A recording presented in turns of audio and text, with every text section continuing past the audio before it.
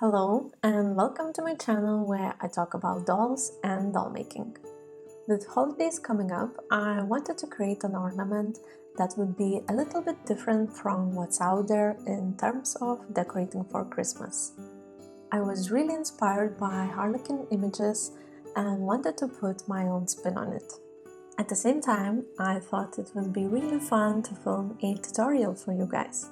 So I hope you will make one for yourself or as a gift. If you ever do, I would love to see it. So tag me on Instagram if you will share your creation. Talking about materials, I'll do my best to list everything I used in the description below. There will be a sewing pattern link too. If you have any questions, don't hesitate to leave a comment. Now that all the info is out there, let's get on with the tutorial. I start with sculpting the face. To use up less clay, I always use a styrofoam as a base to sculpt on. You can replace the styrofoam with aluminum foil or even crumpled paper. Add an even layer of clay to create a roundish face. Use water while sculpting so the clay would stick better. If you don't want to sculpt your own faces, visit my Etsy shop where you can purchase a variety of doll faces for your own doll making projects.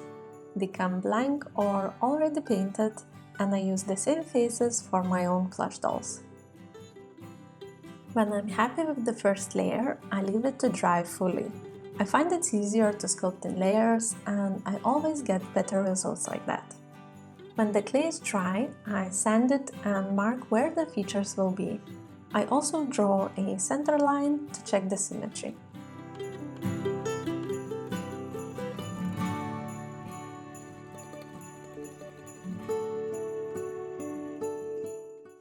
To sculpt the eyes, I carve the clay to create the eye sockets. This is why I like to use air-dry clay so much. You can carve and add clay as many times as you want.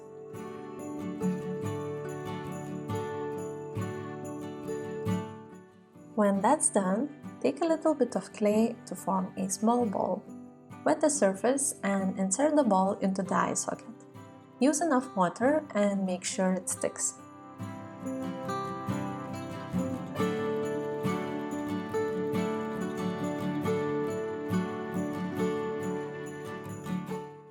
To form the eyelids, I take a little bit of clay and gently put it around the eye. First, I sculpt the top eyelid and make sure to really smooth out the clay. Using a damp brush or a sculpting tool, you can form the clay into the shape you like. Next, I sculpt other features around the eyes. I add more clay to the forehead and eyebrow area. To sculpt the nose, I wet the surface again and add a little bit of clay. Using a sculpting tool, I try to smooth out the clay and form a nose bridge. While the clay is still wet, I create the nostrils too. If you find this part quite hard, I suggest to leave the clay to dry and add more details later when the clay hardens. This way you won't squish it while sculpting. I'm adding bigger cheeks to make this face more childlike. I love to paint rosy cheeks for my dolls, so I always try to add this feature.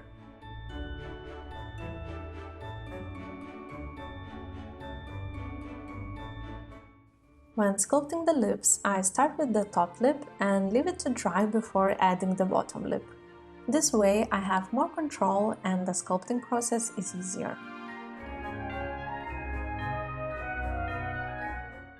At this point, I'm quite happy with my sculpture and I sand everything thoroughly. I suggest using a few different grit sanding papers to achieve that very smooth finish. As a final touch, I spray the face with white primer to minimize small imperfections and prepare the clay for painting. I also sculpt very simple hands and feet that a lot of my plush dolls have.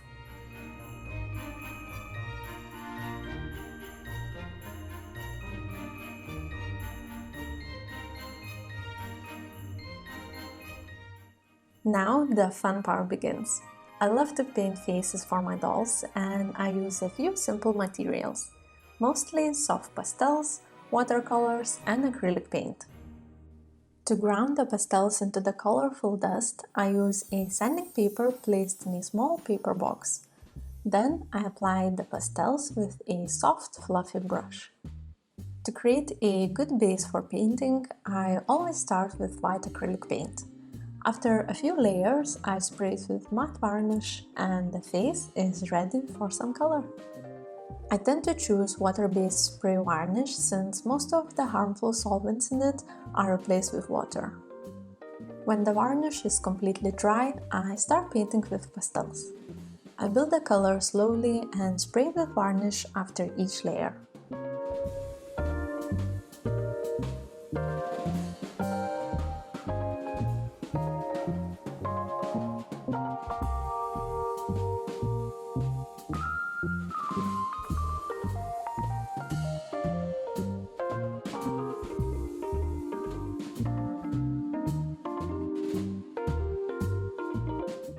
When I'm happy with the face blushing, I use white acrylics to bring back the white in the eyes. To paint such small faces, I suggest to invest into some thin liner brushes. They are really useful, especially when painting the eyebrows or lips. You need to be able to do fine strokes and paint miniature features.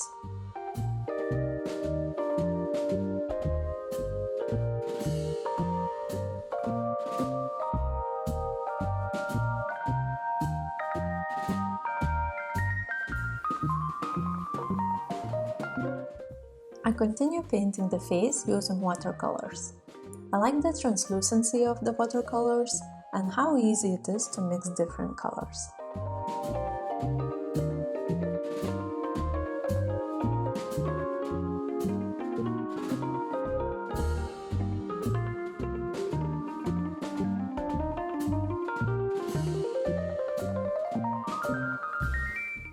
At this point, you can really make your creativity shine.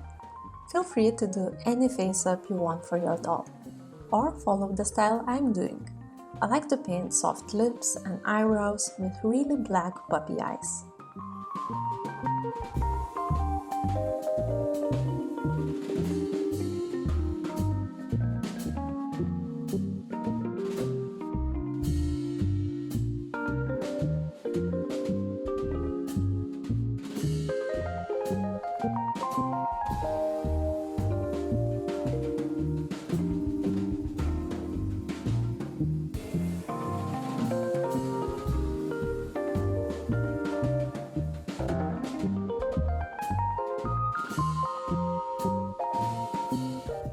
The finishing touches are a few sparkles to highlight the eyes. When you are done, spray with varnish one more time to protect the paint. To suit the body, I have a very soft and stretchy velour fabric and a few colorful cotton fabrics for decorations. I especially love this checker fabric that I use for the collar.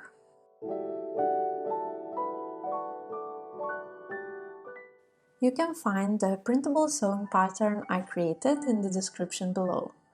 I treat the body and arms on the velour fabric. This will provide a very soft and squishy base.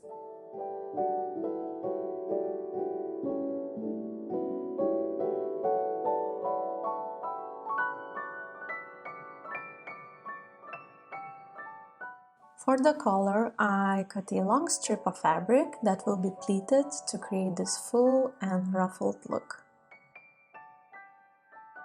Next are the balloon pants. For those, I chose a very pale striped fabric. I wanted a lot of patterns to make this doll more whimsical, but I tried to pick some matching colors. Lastly, I cut out the hat and head to my sewing machine to sew all the different pieces of this doll.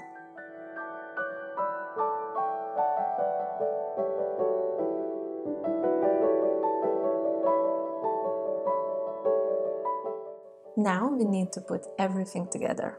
I start by stuffing the body with polyester toy stuffing. It should hold its shape very well, but still be quite squishy.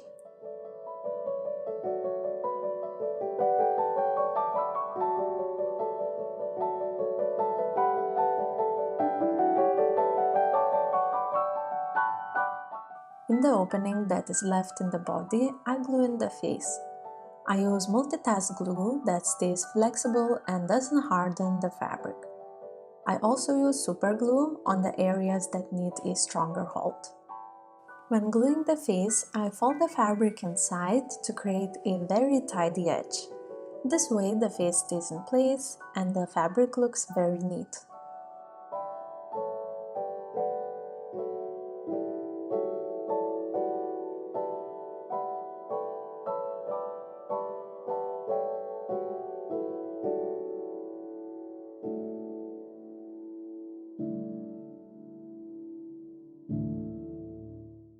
Now I take the strip of the checker fabric and start pleating it directly on the doll's body. I go around the whole neck area.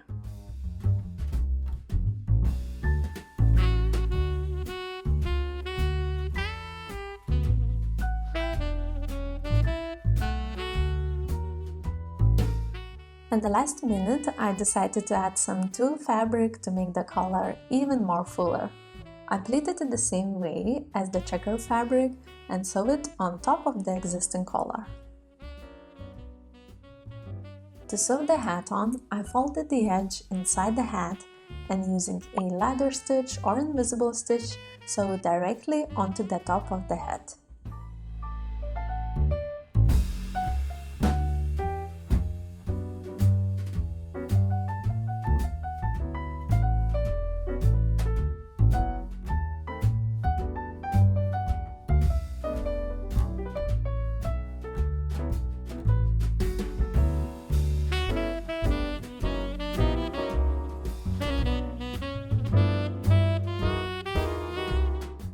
To complete the arms, I glue the sculpted hands to the fabric.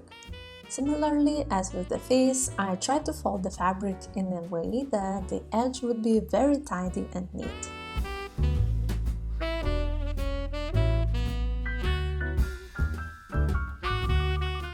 When sewing the pants, I folded the top of the pants in a way that there would be some space left for the elastic string. So I insert the elastic string and finish up the edges to secure it.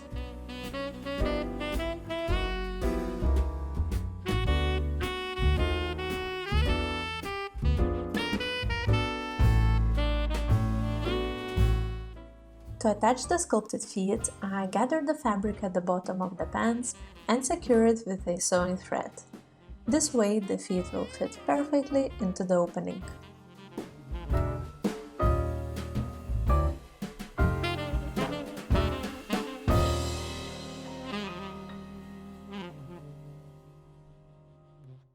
I glue the feet to the fabric and decorate it with a tiny red bow.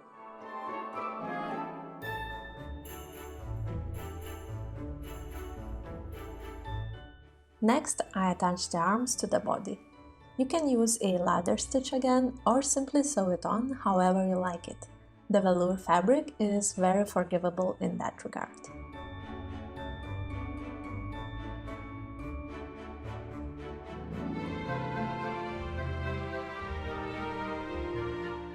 We are nearing to the end. Just a few decorations left. I attached the red ribbon to the hat so I could hang this harlequin on my Christmas tree. I also add a tiny pom-pom on top of it. Here you can decide your own accents and decorations you want to add.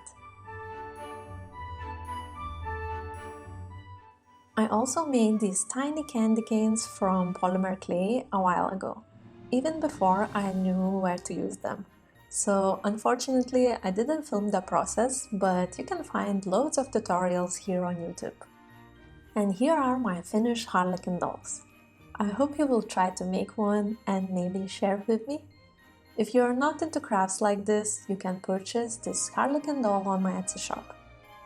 Thank you so much for watching and see you soon in the next video.